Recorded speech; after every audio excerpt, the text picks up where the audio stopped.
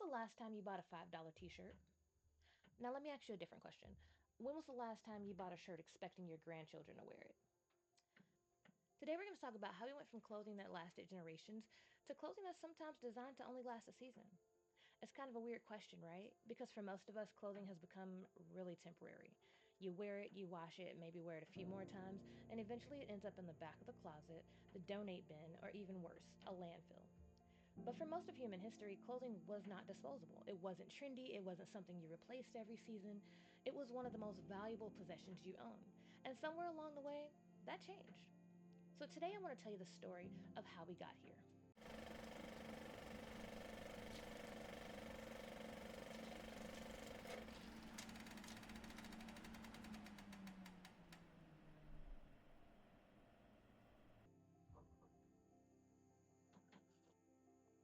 Hey guys, I'm Britt the Creator, and this is the Total World Domination podcast, where we talk fashion, crafts, creativity, and every now and then whatever I feel like talking about, because that's what Total World Domination looks like. Now today, we're talking about fast fashion versus handmade clothes, why one shirt costs $12 while another costs $200, why people will gladly spend thousands of dollars on one designer gown, but look at an independent maker and say $200, I could never. And maybe, just maybe, why we've forgotten what clothing is actually worth. So, our story starts not in Paris, not in Milan, not in New York, and not even with fashion.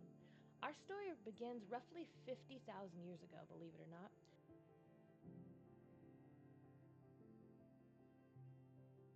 Traces of handmade clothing go back somewhere between 20 and 50,000 years. Long, long before fashion, long before Gucci, long before Louis Vuitton, long before somebody charged $1,200 for a t shirt with holes in it already. Back then, people weren't trying to make a statement. Nobody was walking into the cave saying, ugh, Grog is wearing mammoth hide again. Clothing had one purpose: survival. That's it. If you were alive back then, you weren't thinking, I wonder what's trending this winter. You were more likely thinking, winter is coming and my giblets are cold. People used to wear whatever life gave them: animal hides, plant fibers, fur. And eventually they developed bone needles, allowing their hides to be stitched together into garments that fit better and lasted longer. And that's really where our story begins.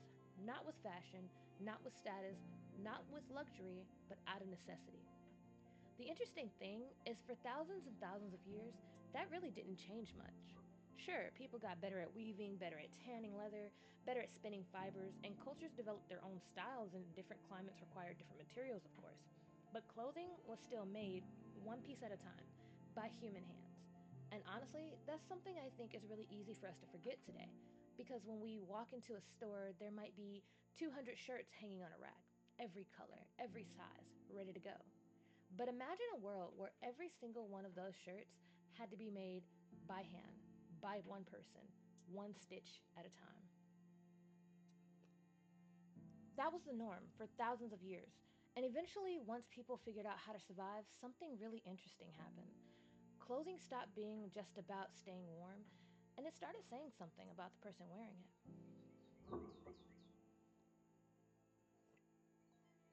Somewhere along the way, people stopped worrying quite so much about simply surviving, and once your basic human needs are met, humans tend to do something remarkably predictable. We start comparing ourselves to each other, because apparently that's just part of being human. As civilizations grew, so did fashion, and for the very first time, clothing wasn't just about protecting yourself from the weather. It became a way to tell the world who you were, or maybe who you wanted people to think you were. Take ancient Egypt. Most most clothing was made from linen, lightweight, breathable, perfect for the hot desert climate. But not all linen was created equal. The wealthier you were, the finer the linen became, the brighter your jewelry, the more elaborate your accessories. Gold, glass beads, decorative collars, pleated garments. They weren't just pretty, they were status symbols. The same thing happened in ancient Mesopotamia. The wealthy had access to colorful dyes, intricate embroidery, rare fabrics, while the working class wore much simpler garments because color was expensive, fabric was expensive, and clothing took an incredible amount of labor to make. Then came Greece and later Rome, and fashion became even more political. Roman senators were required to wear specific togas. Purple dye was so rare and so expensive that in many places only royalty or the ruling class could legally wear it. Imagine getting arrested because your shirt was too purple. Sounds ridiculous, right? But back then, clothing was power, and that's something that I think we often forget. Today, you can walk into almost any store and buy something that, at least from a distance, looks expensive. But for thousands of years, you couldn't fake wealth, okay? Your clothing literally announced your social status before you ever opened your mouth. And honestly, in some ways, it still does. Maybe not quite as dramatically as before, but luxury brands and designer handbags, custom suits, those are still status symbols. Human nature hasn't changed all that much. The labels just have. But while clothing was becoming more beautiful, more artistic, and symbolic, one thing still hadn't changed. Every single garment was still made by hand.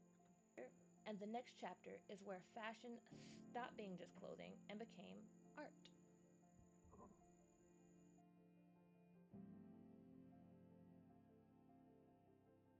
So by the time Europe entered the Renaissance, something absolutely fascinating happened. Fashion stopped being just about clothing and it became art. It became identity. It became politics. It became wealth. And maybe most importantly, it became a language. Think about it. Before you ever spoke, before anyone knew your name, before you introduced yourself, your clothes were already introducing you. Were you wealthy? Your clothes said so. Were you royalty? Your clothes said so. Were you a merchant, a noble, a servant, a widow? People could often tell just by looking at what you were wearing. And unlike today, where almost anyone can walk into a department store and buy something that looks expensive, that wasn't really possible during the Renaissance. Luxury wasn't just expensive, it was exclusive. The richest members of society wore fabrics that most people would never touch: silk, velvet, fine wool, hand woven lace, gold thread, pearls, gemstones. Every bead, every stitch, every embroidered flower had to be sewn on by hand. And color, believe it or not, was one of the biggest flexes. Today, if you want a purple shirt, you spend 20 bucks, boom, purple shirt. But back then, purple dye could cost an absolute arm and a leg. Some colors required thousands of shellfish, others came from rare insects or plants that only grew in certain regions. So, wearing vibrant colors was like walking around and saying, hey, look how rich I am, without ever opening your mouth. One of my favorite weird historical facts is that governments actually got involved with fashion. There were these laws called sumptuary laws, and these laws told people what they could and couldn't wear.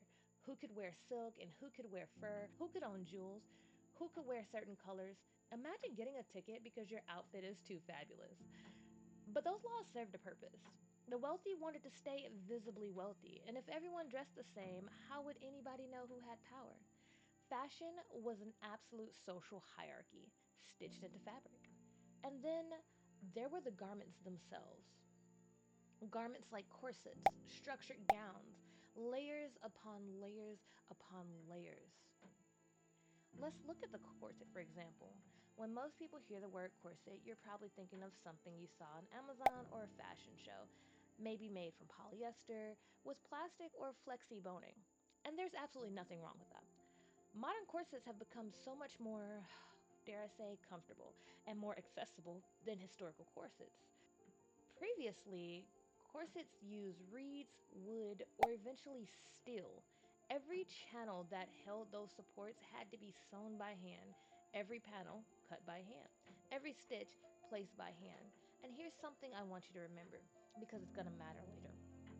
The value wasn't just in the materials, it was in the labor. Hours and hours upon hours of skilled craftsmanship. Nobody was making 50 courses a day. Nobody had assembly lines. Nobody had factories. There wasn't a warehouse somewhere with thousands of identical gowns and corsets waiting to be shipped. If you wanted beautiful clothing, someone had to make it. Which brings us to something else I think is really interesting.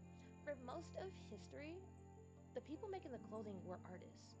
Maybe they weren't called fashion designers back then. Maybe they were called tailors, dressmakers, seamstresses, embroiderers, weavers. but they were artists all the same. And if someone wanted a beautiful gown, they didn't walk into a store, they walked into a workshop. They met with a craftsperson. Measurements were taken, fabrics were chosen, designs were discussed. Every garment was custom, every garment was personal. Honestly, when you think about it, modern luxury fashion houses aren't really a new invention. They're just the modern version of the Renaissance tailor. Now keep that thought in the back of your mind because we're going to come back to it later. So for hundreds of years, this was simply how clothing worked. Whether you were rich or poor, every single garment still passed through humans' hands. It might take days, it might take weeks, sometimes months, but that's just how long clothing took to make. Then, everything changed when the Fire Nation attacked. Oops, I mean, the Industrial Revolution.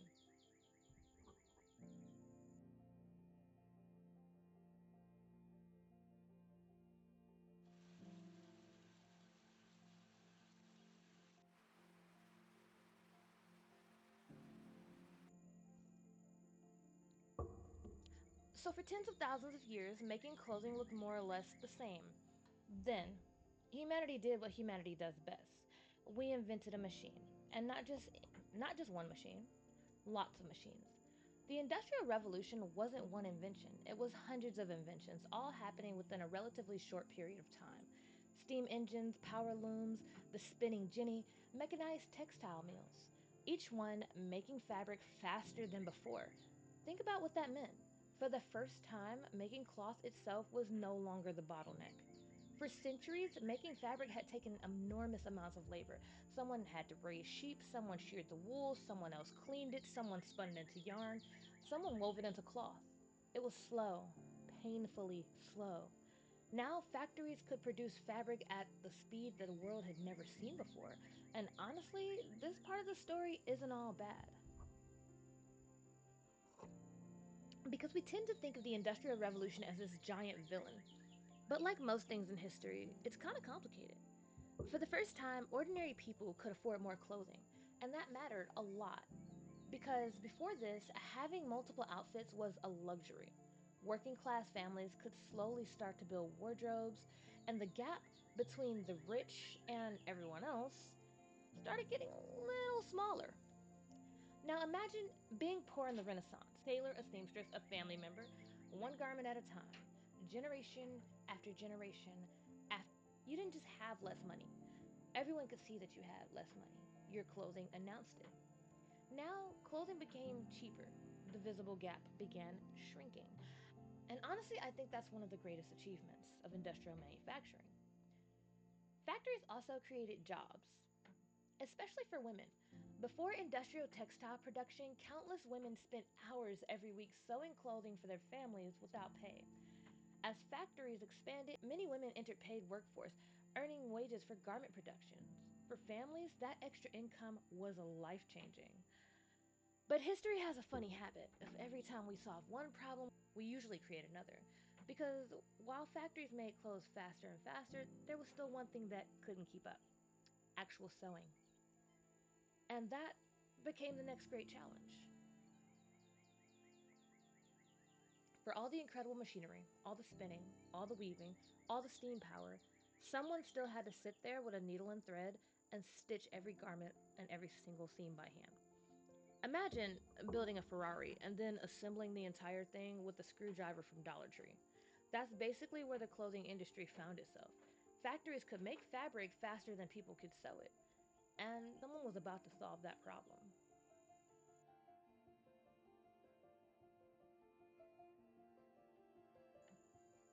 So for thousands of years, the slowest part of clothes making hadn't really changed. You could spin thread faster, you could weave fabric faster, but eventually someone still had to sit down, pick up a needle, and sew every single stitch. That takes a very long time. Imagine making a dress shirt by hand. Every seam, every cuff, every collar, every buttonhole, every button. Today, most of us could probably buy one in less than 10 minutes.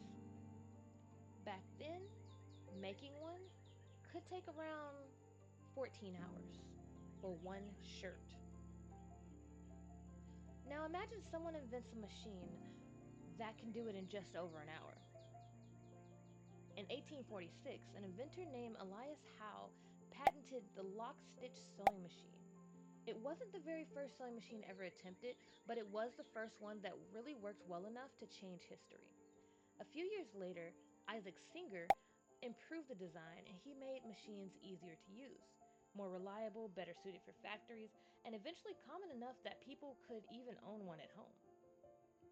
If you've ever seen one of these beautiful old Singer sewing machines with the cast iron legs and the foot pedal, that's the family of machines we're talking about. They became iconic. And overnight, well, okay, not literally overnight, because history usually isn't that considerate. But within a relatively short period of time, everything changed. Factories suddenly had something they never had before: speed. Real speed. Fabric was already being produced more quickly. Now garments could be sewn quickly too. And for the first time, manufacturers could make clothing before anyone ordered it. That's where the idea behind ready to wear clothing really began. Instead of visiting a tailor and having measurements taken and waiting weeks or months, you could walk into a shop and buy something that was already made. Think about how revolutionary that is.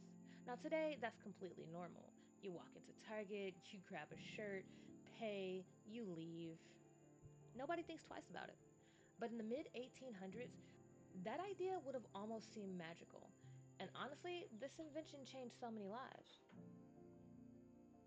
Clothing became dramatically more affordable, more available. People could own multiple outfits. People weren't constantly repairing the same garment because replacing them was finally an option. It also created new opportunities. Factories hired thousands of workers, especially women. For many women, garment factories offered one of the very few opportunities to earn wages outside the home. Now, before we go any further, I'd like to point out something. The sewing machine wasn't the villain. The machine itself was incredible. It's still incredible, even today. I guarantee you there are people watching this video who absolutely love their sewing machine. Maybe you inherited one, maybe you bought one, maybe you're quilting or making your own clothes or hemming some pants. The sewing machine isn't the bad guy here. Trust me, people are much more creative than machines when it comes to making bad decisions.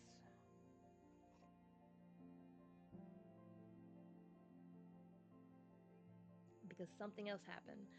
Something that historians call de-skilling. Now that sounds a lot more complicated than it really is. Before factories, a tailor knew how to make an entire garment. They could take your measurements, draft a pattern, cut the fabric, sew every seam, attach every sleeve, finish every buttonhole. They understood the whole process from start to finish. They were craftspeople. But factory owners realized something. Hiring a highly skilled tailor is expensive. Training someone to become a skilled tailor took years. But what if you didn't need a skilled tailor at all? What if, instead of teaching someone how to make an entire shirt, you only taught them how to sew one sleeve? That idea became known as de-skilling. And de-skilling was basically this. Making an entire garment is a pretty intimidating skill to learn. But you know what isn't? Making one collar, one sleeve, one cuff, one buttonhole, one pocket, one side seam, one zipper. Doing all of the work for a garment is a daunting task, but each piece, one by one, was easy.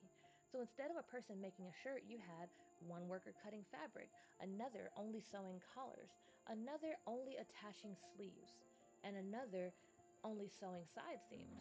Nobody had to know how to make an entire shirt anymore. This is where the phrase, "you had one job," starts feeling a little too literal. Now, to be fair, this wasn't entirely a bad thing, just like everything else. It meant that someone who had never sewn before could be trained much more quickly. It created jobs, it increased production, it lowered costs. And remember, lowering costs usually means lower prices for customers. So once again, this wasn't entirely a bad thing, but it also created something else. Workers became replaceable. If someone quit, the factory didn't lose a master tailor, they lost the person who sewed sleeves, and tomorrow someone else could sew sleeves. Once workers became easy to replace, it became easier to pay them less. to expect longer hours, and to squeeze just a little bit more productivity out of every person. And that's where our next chapter begins.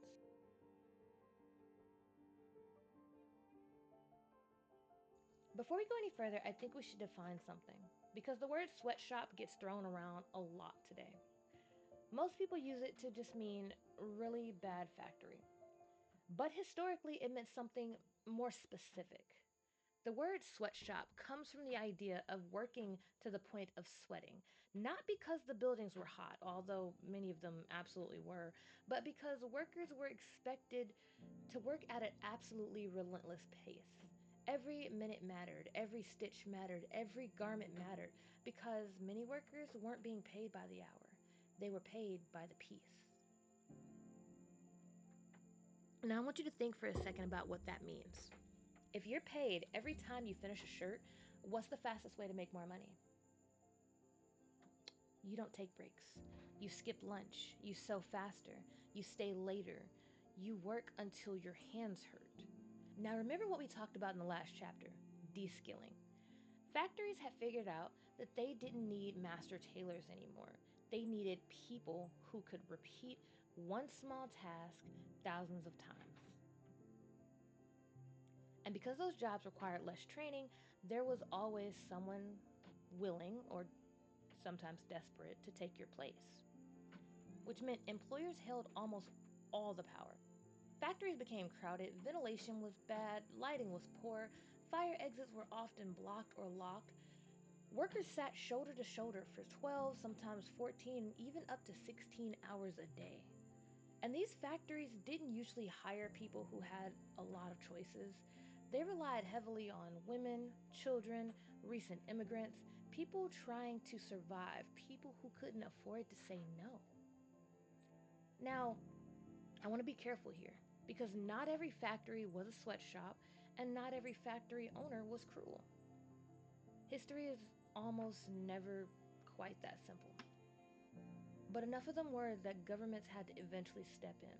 Unfortunately, sometimes history doesn't change because people do the right thing. Sometimes history changes because something terrible happens. On March 25th, 1911, the Triangle Shirtwaist Factory in New York City caught fire. Workers tried to escape. Some doors were locked. Fire escapes collapsed, and the fire department's ladders weren't tall enough to reach the upper floors. 146 people lost their lives, many of them young immigrant women and teenage girls. The entire country watched. Newspapers covered it, people demanded answers, and suddenly, working conditions weren't just a business issue anymore. They were now a national conversation. And finally, laws began to change. Fire codes, building inspections, maximum working hours, safety conditions, labor protections. It seemed like the clothing industry had learned its lesson. Or at least, that's what people hoped. Because here's the thing, businesses still wanted cheap labor. They still wanted high production. They still wanted maximum profit. The only thing that had changed was that they couldn't get away with it quite as easily. Here, anyway. And when one door closed, another one opened.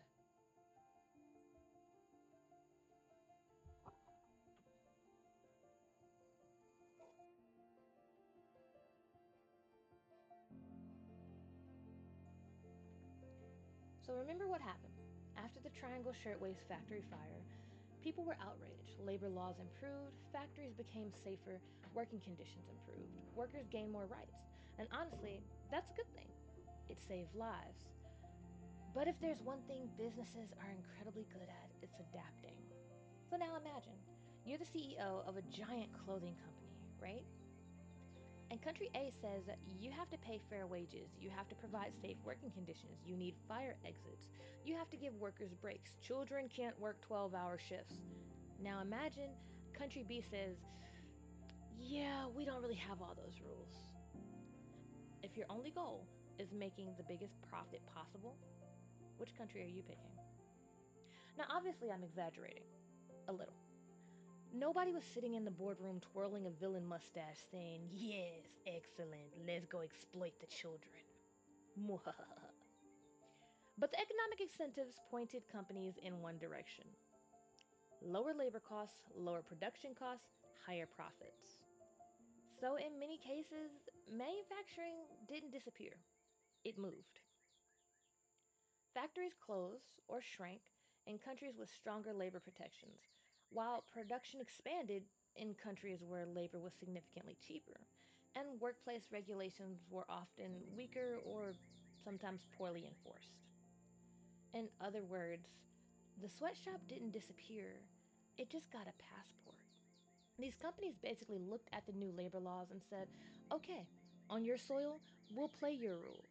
But that country over there doesn't have those rules, so we're going to go build our factories over there instead.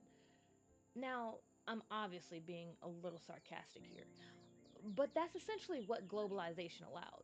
Instead of producing clothing where it was sold, companies could manufacture it thousands of miles away, ship it across the ocean, and still make money.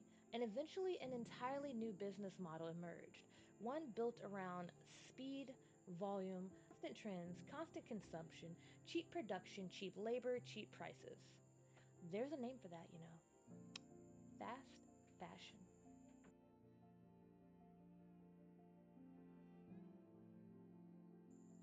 Now, before anybody climbs into my comments, let's get one thing straight here. I am not here to shame people for buying affordable clothing. Seriously, I'm not. I'm a girl who likes a cheap sale as much as the next person. I love cute clothes, I love saving money. I've looked at a $20 dress and definitely thought that's a steal. Because let's be honest, most people aren't sitting in a dressing room thinking about international labor economics. I need something to wear to my cousin's wedding, or I start my new job on Monday, or that hoodie's cute. And here's the uncomfortable truth: America, and honestly much of the modern world, is built on capitalism, highly profitable capitalism. If you tried to completely avoid every product made under questionable labor conditions or every company with ethically messy supply chains, you'd probably have to become a hunter gatherer, like living in a hand built cabin wearing leaves. And honestly, good luck finding ethically sourced Wi Fi. So, this isn't about blaming consumers, it's about understanding the system, because you can't fix what you can't understand. And that system works incredibly well, maybe too well, because companies figured out something fascinating. If trends change faster, people buy more clothing. If clothes cost less, people buy more clothing. If clothes fall apart quicker, people buy more clothing. Fashion stopped having seasons and it started having weeks, sometimes days. Entire wardrobes became disposable. Wear it once, post a picture, donate it, throw it away, yada yada, repeat. And companies became really, really good at feeding that cycle. Okay, so after all of that, you might be thinking, so handmade clothing just disappeared, right? Actually, no, it never left. It just changed. Handmade clothing still exists. In fact, some of the most expensive clothing in the entire world is still handmade. Custom wedding gowns, hand tailored suits, luxury.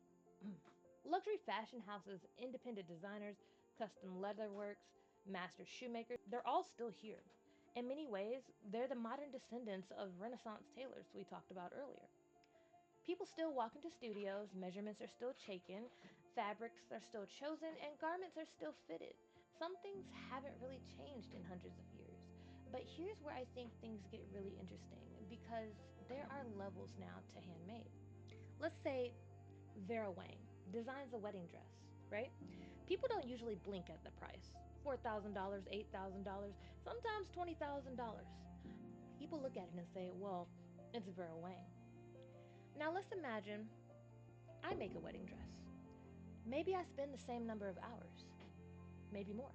Maybe I source beautiful fabrics, spend weeks draping it, sew every seam myself, hand finish every detail, and I tell someone it costs $4,000. A lot of people would think that I'd lost my mind. Why? Because there's something I think we rarely stop to think about. It's not that my dress necessarily required less work. In fact, it may have even required more. And before anybody comes for me, I'm not throwing shade at Vera Wang. Quite the opposite. She's an incredible designer. She's earned her reputation. But let's be honest, Vera Wang doesn't personally do every step anymore.